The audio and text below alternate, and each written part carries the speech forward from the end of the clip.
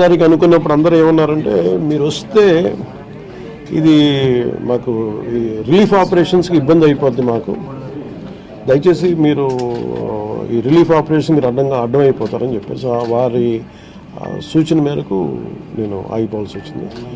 ఇప్పుడు కూడా ఒకసారి వాళ్ళ నిర్ణయం తీసుకొని వాళ్ళు టేక్ కాల్ వెళ్తే అది సహాయపడాలి, కానీ మళ్ళీ ఇంకొక కేయాటిక్ మీకు తెలుసు కదా, అందుకని దాన్ని దృష్టిలో పెట్టుకుని కొంచెం ఆలోచిస్తా చట్టపాయిస్తున్నాను అంతే విషయం.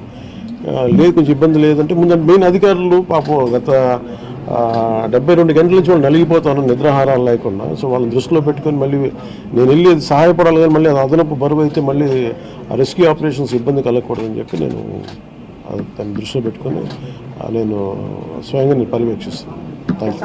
4 రోజులుగా పవన్ కళ్యాణ్ ఉప ముఖ్యమంత్రి రాలేదు, ఎక్కడ రాలేదని చెప్పి విపక్షాలు ఆరోపణ చేస్తున్నారు, బాధితులను పట్టించుకోలేదని చెప్పేసి ఆరోపిస్తున్నారు. ఏం చెప్తారు? ఫిజికల్గా మీకు కనిపించడం పద్ధతి